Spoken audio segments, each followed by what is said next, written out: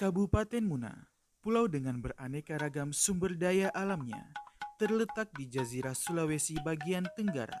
Salah satu hasil perkebunan terbesar di Kabupaten Muna adalah nira aren, atau masyarakat biasa menyebutnya dengan kameko. Dinas Perdagangan dan Perindustrian Kabupaten Muna telah melakukan pendataan industri penyulingan arak tradisional di Kecamatan Watopute dan menemukan rata-rata produksi bisa mencapai 2 ton per hari.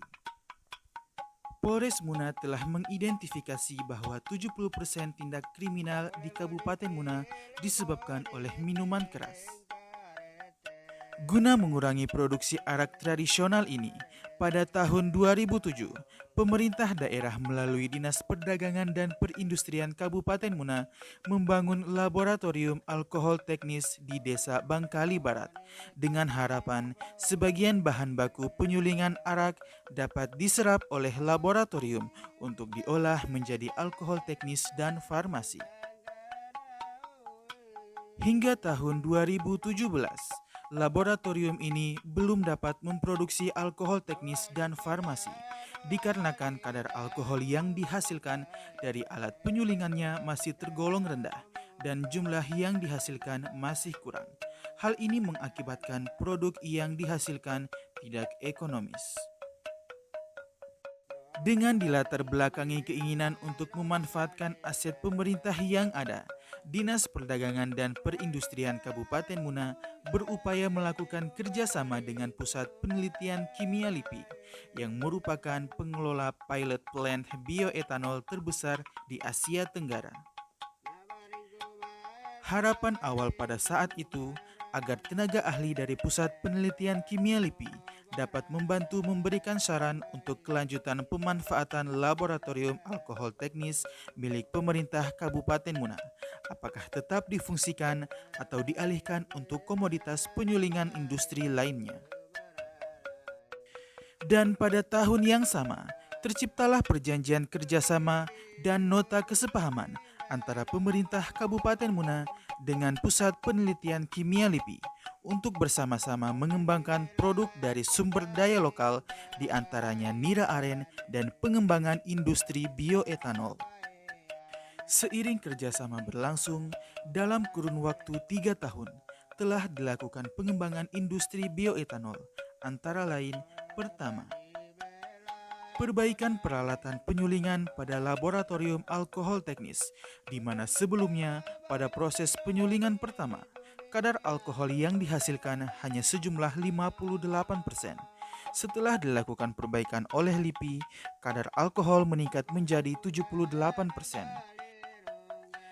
Pada proses penyulingan kedua, kadar alkohol yang dihasilkan hanya sejumlah 70% dengan kuantitas hasil yang kecil. Setelah dilakukan perbaikan oleh LIPI, kadar alkohol bisa mencapai 90% dengan kuantitas hasil yang lebih banyak. Kedua, pengembangan produk bioetanol sebagai bahan bakar kompor bioetanol. Ketiga, pengembangan bioetanol untuk bahan baku industri farmasi dan kosmetik. Memasuki tahun 2020, dunia mengalami pandemi COVID-19. Hal ini berdampak besar pada kebutuhan masyarakat terhadap hand sanitizer guna menjaga diri agar tidak terpapar virus tersebut. Pemerintah pusat melalui Kementerian Perdagangan sampai menetapkan larangan sementara ekspor antiseptik, bahan baku masker, alat pelindung diri, dan masker, dikarenakan terjadinya kelangkaan hand sanitizer dan alat pelindung diri lainnya.